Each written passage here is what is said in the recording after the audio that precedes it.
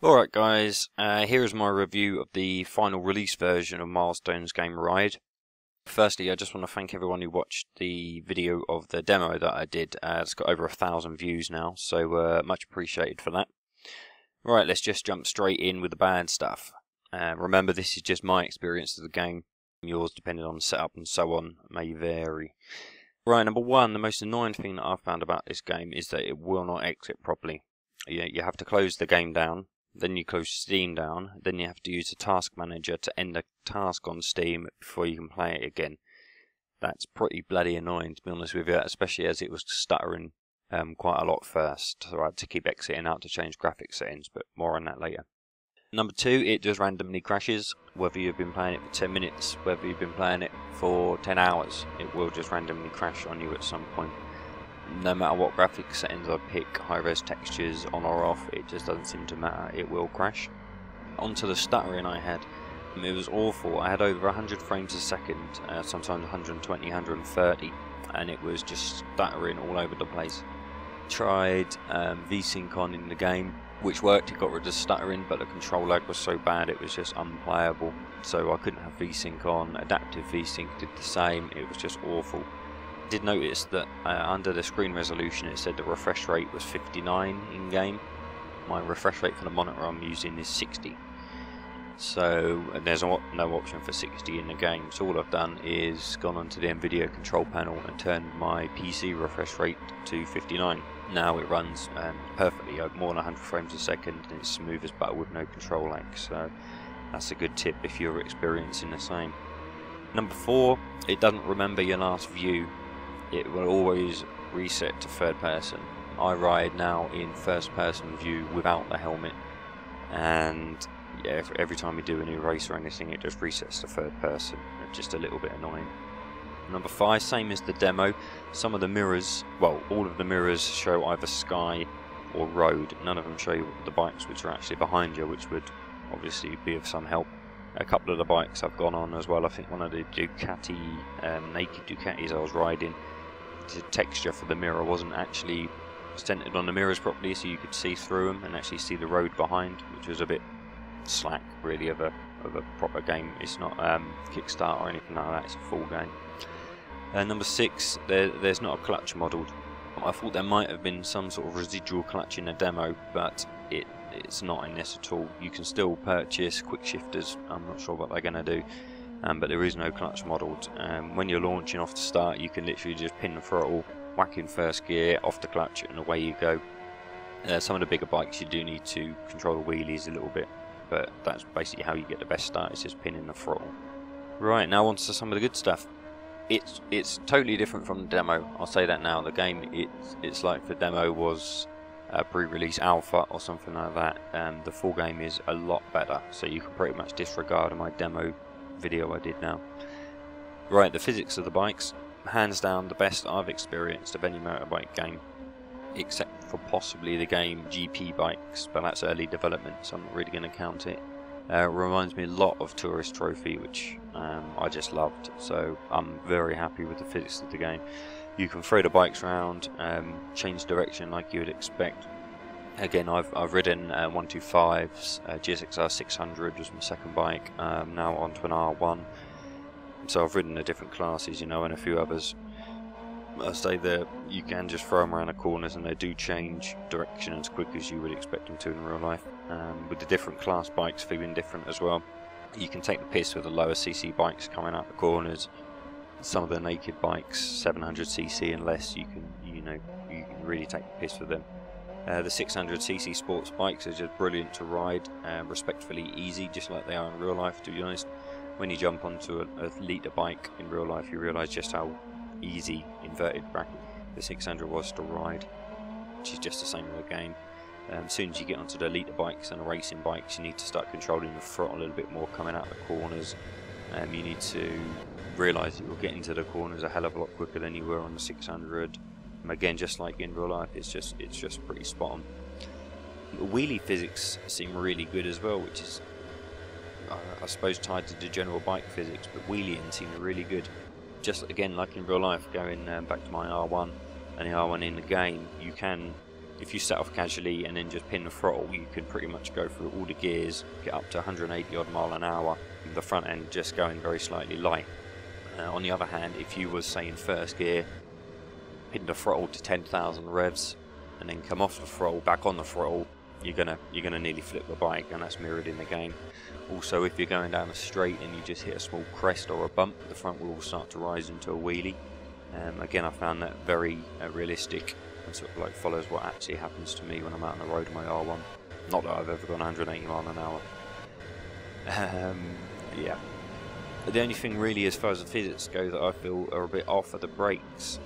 They're just too, they're just too easy to use in the game. You can come into a corner, slam your front brake pretty much on full, and it won't lock up. It's almost like it's got progressive braking or braking assist on there. Really, there should be, in the pro setting, that shouldn't be there. You should need to control how much brake you press by the controller that you're using, and you have to be at a fairly high lean angle and slam your front brake right on to come off, which is a bit off, but how often you're going to be doing that anyway if you're trying to race. So it sort of leads me on to the next thing, that could probably be fixed by having some more advanced control options. Now I know in Steam it says controller are only partially supported. It's a bit strange because it's come into the consoles, so I don't know why there's not full control options on there. You can't adjust any access, sensitivity, anything like that. All I found that you can adjust are just the buttons themselves that you can reassign. Also, I'm using the Xbox One pad wired into the PC, and I'm not really feeling any force feedback or rumble, which is a bit of a shame. They could have spent a bit more time with the rumble and force feedback just to give you a little bit more feeling of what's actually going on with the rear wheel. Again, it's strange that they haven't done that because it's come to consoles and it's not a big thing. Every other racing game I've ever played, I think, has had that in there, so that's a bit of a shame. But I'm loving the game. So basically, to sum up, I mean, it's got its flaws. Every Milestone game has got its flaws. With Milestone's track record, they probably won't be fixed, in all honesty. Some of them might be, but going back through the years, Milestone haven't been the greatest at updating their games. The last one I bought, MotoGP 13, I played for a few hours, deleted it off my system. It was never fixed as far as I know. So I do think it is the best bike racing game out there that you can buy. It's lots of fun. I personally can't put it down. I think I've played about 15 or 16 hours of it so far. As far as a bike racing game goes, it is just very good. It has got something there that keeps you going back. Riding a 98 R1 around Donington feels like I would expect it to feel. Lacking, obviously, again with the controller. I mean, I play my racing games with a wheel, pedals, force feedback, so on. You can feel every movement. There isn't a motorbike controller that mimics the controls, because quite a lot of it is to do with feel. The bike sort of follows where you look and so on, and you can't really get that down on the game. But I think they've done a top-notch job. Hope for good things to come from Milestone. They've got MotoGP 15 coming out fairly soon, I think. Hopefully, like I say, they won't abandon this game and just go for that one. But good times ahead, I think. I'll leave you now with just a little bit of gameplay. I hope you liked the video. Please don't forget to comment, rate, subscribe, and share it with everybody you know. Hopefully I'll do a bit more on rides, show you some bikes and some tracks. If there's anything that you specifically want to see, just drop a comment down below. Like I say, I'm loving this game, so any requests will be fulfilled. Cheers guys, see you in the next one.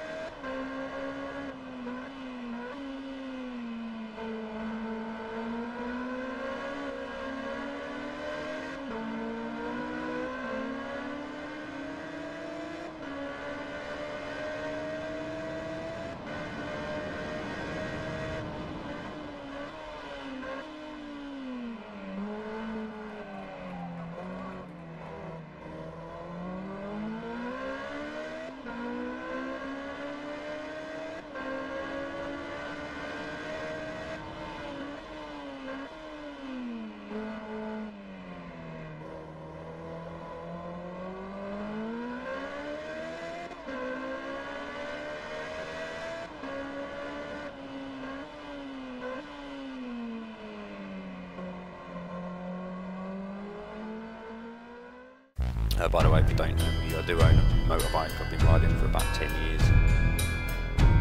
I don't think they're going to be friendly. Something like that. Yeah, and if you slam on your front brakes when